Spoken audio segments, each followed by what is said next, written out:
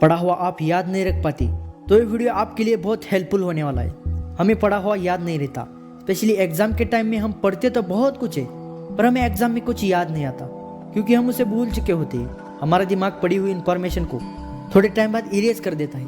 हम कितना भी याद करने की कोशिश करें तो हमें वो याद नहीं आती। आपने कभी सोचा है ऐसा क्यों होता है? अब हम इसके पीछे का साइंटिफिक रीजन समझते हैं। ये होता है फॉरगेटिंग कर्व के कारण। आप स्क्रीन पर ये फॉरगेटिंग कर्व देख सकते हैं।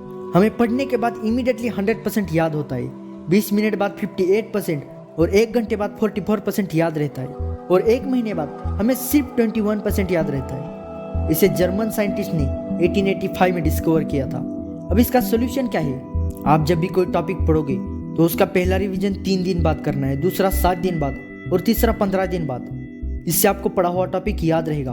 और रिवीजन करते वक्त आपको पढ़ना नहीं है बल्कि आपने जो कुछ भी पढ़ा है उसे आपको याद करने की कोशिश करनी है या 1-2 शब्दों को देखकर याद करना है। इससे आपका मेमोरी कंसंट्रेशन स्ट्रांग होगा और याद भी जल्दी आएगा। अब मैं आपको कुछ इजी ट्रिक्स बताऊंगा जिससे पढ़ाई करना आसान हो जाएगा। आपको पता है हमारी यादें कैसी बनती है? हमारे 5 सेंसेस से। और पढ़ाई करते वक्त हम सिर्फ एक सेंसेस का यूज़ करते हैं। हम सिर्फ देखते हैं और मन में पढ़ते हैं। हम जिस तरीके से पढ़ते हैं वो सबसे कम इफेक्टिव तरीका है।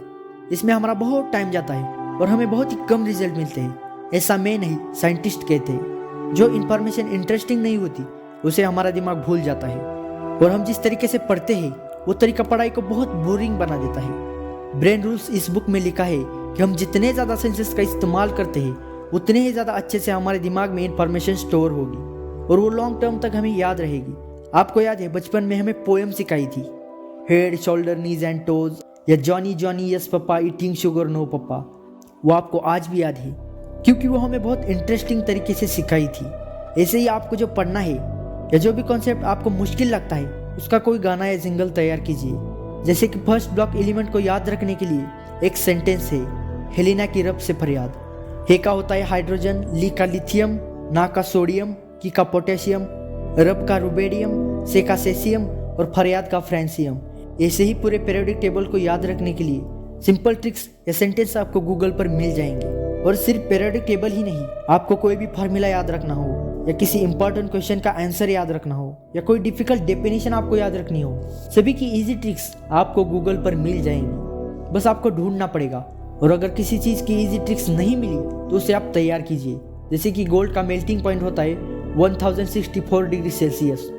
तो आप इमेजिन कीजिए कि आपके बेस्ट फ्रेंड के पास एक सोने की अंगूठी है और वो 1064 रुपीज़ की है। ऐसे एग्जाम्पल हमें याद रहते हैं क्योंकि फिजिकली हमारे आंखों को जो चीज़ें दिखती है वो हमें न केवल याद रहती है बल्कि वो हमें समझने में भी आसान होते हैं। इसलिए ऐसे एग्जाम्पल लीजिए जो प्रैक्टिकल हो, हमारी आंखों को दिखते हो।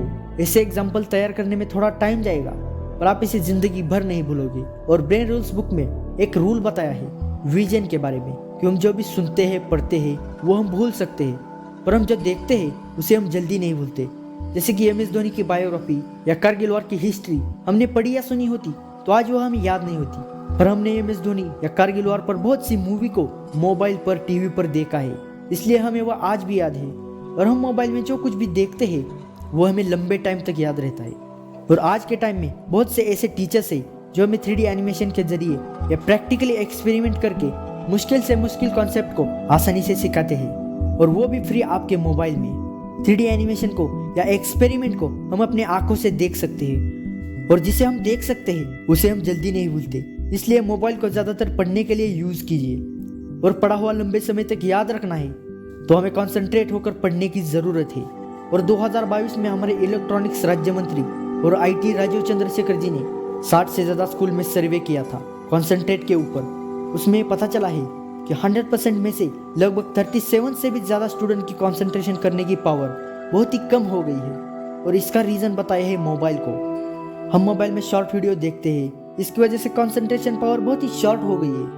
जो लोग शॉर्ट वीडियो देखते हैं वो किसी भी टॉपिक पर 1 मिनट से ज़्यादा कॉन्सेंट्रेट नहीं कर पाते। अगर आप इस वीडियो को अभी तक देख रहे हो तो आपकी कॉन्सेंट्रेशन पावर अभी बहुत अच्छी है और आगे भी आपको ऐसी ही कॉन्सेंट्रेशन पावर रखनी है।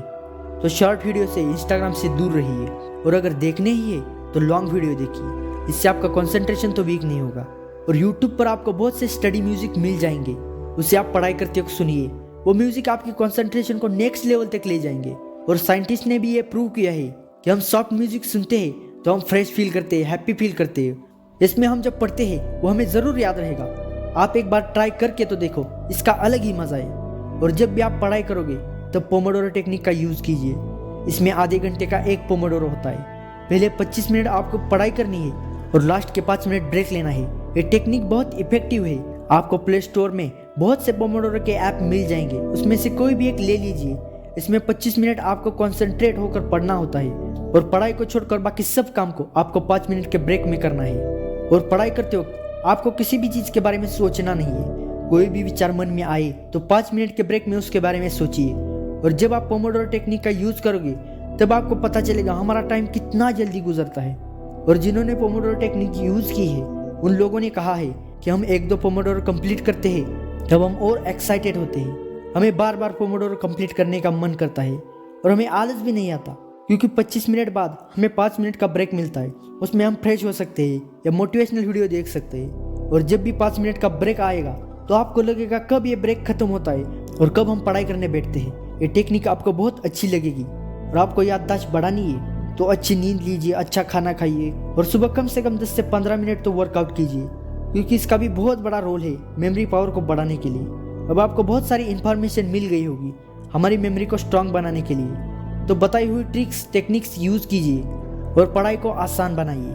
और आपको किसी भी टॉपिक पर वीडियो चाहिए तो आप हमें कमेंट कर सकते हो।